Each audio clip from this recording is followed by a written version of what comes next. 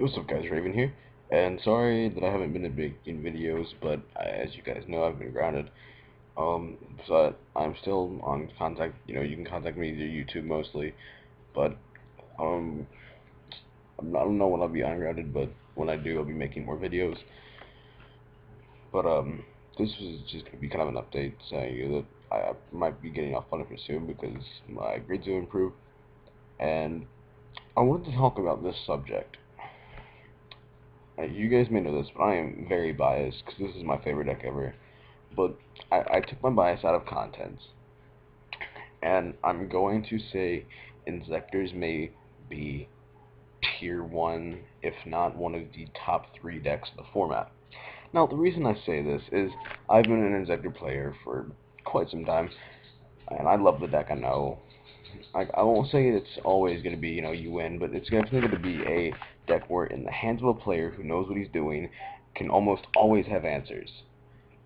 Like, you look and you have the card D build, you have the cartridge build, because the cartridge build's bad, so I don't know why anyone plays that. But it wasn't to the breaking point of threatening Roar that you really saw this deck what it could really do, because you overextended that. They made a T-Roar, and then you're just like, okay, we'll have all these monsters on my field. Now you don't, because I still have my Inzectors on board. And if you killed them, we're probably main decking 3. I main deck 2, but call it on it just to bring back my stuff, which is so devastating in this deck. Now, I couldn't just say this and then say these facts and then back it up. But when you look at the builds, they're usually pretty standard. Some make a few weirder choices, but it's okay. I took basically my build because it's, I don't know, like, I guess it's around about the same build, maybe except Vader's. I like main decking Vader, which is good against a lot of things, in my opinion. Now, I took this into effect for, I took the 5 top decks of what I think, like, the top 5 decks the format are at the moment, and I looked at their matchup. Now, I could not really figure out the Elemental Dragon matchup, even though I'm predicting it's going to be terrible, because even if I have the Theodore, you guys are going to make Big Eye and take my Dragonfly. And this leads into the problems. And then I'm going to have to pop my own Dragonfly to call the Haunted back. That's considering if I have the Call Haunted, or if we even have the T-Roar in the first place. But however, I do feel like the Elemental Dragon match is going to be 50-50. It's just going to be, whether or not you summon the Big Eye, whether or not really not a lot of factors go my way, but we're going to see how this matchup ends up being in there. But I do feel like that's going to be the best deck of the format, besides Evil Swarm. Now, the next thing I took into account was the Prophecy matchup. Well, considering I main deck Vader, Vader can only go off in the end phase, which means that I do not get to Vader Justice Prophecy, but I can Vader Reaper, and I can Vader the Stunt Magician, and I can Vader High Priestess when you pay the cost.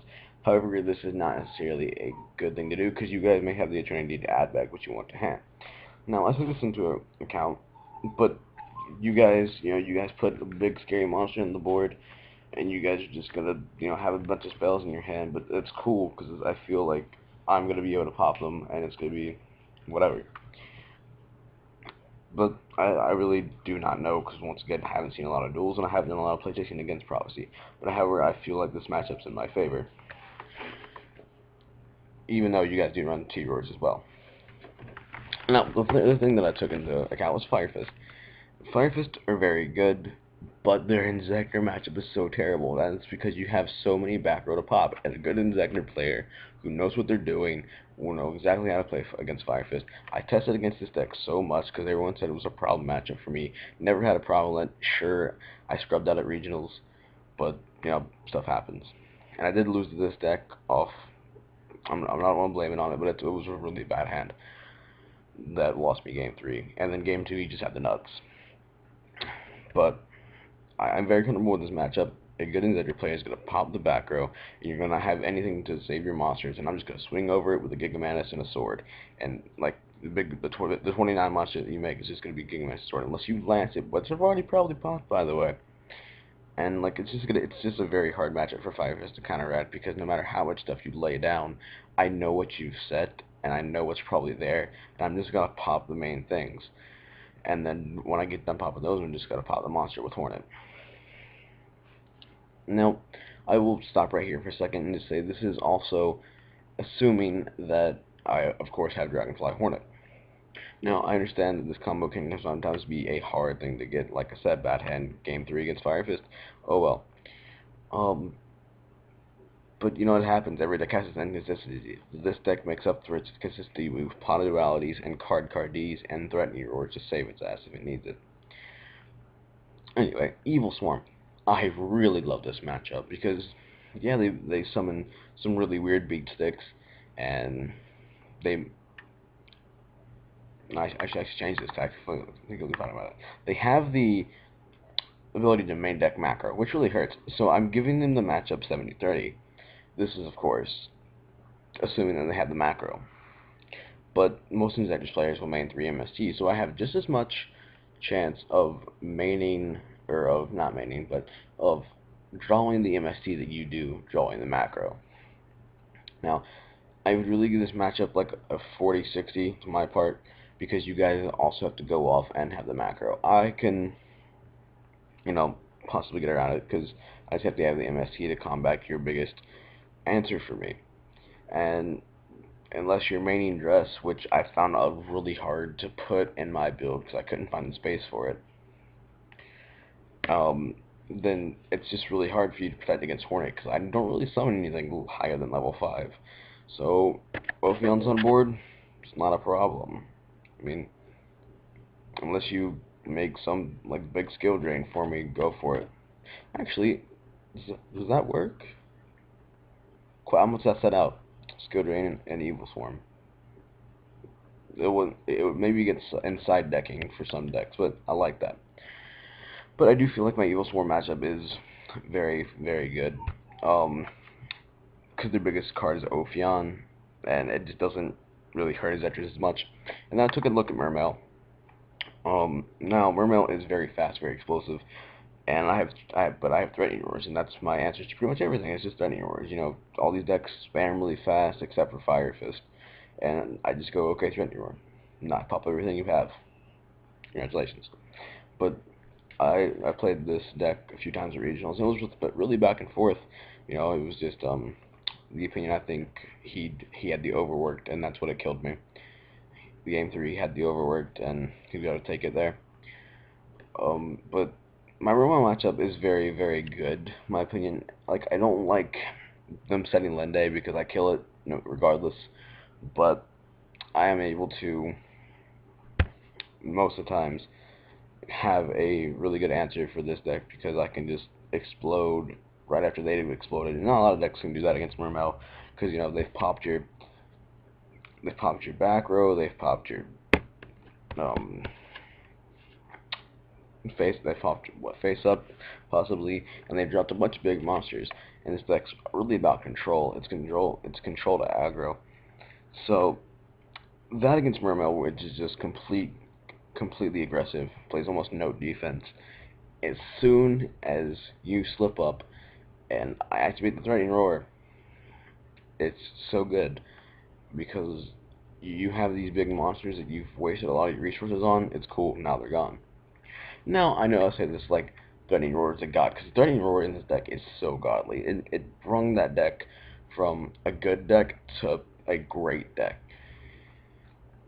And I think that's what gives it a lot more of the edge now that these decks are getting even faster. I know Mermail's getting a new support card that's really good. E-Dragons are ridiculous. Well, I don't know how ridiculous they're going to be with the itty-bitties. Also do know they can drop a lad and kind of hurt me. But I don't know about the Prophecy matchup. So this is questionably, I got the T-Roar. These are just so much as, do they draw the macro, or do they have an answer for everything?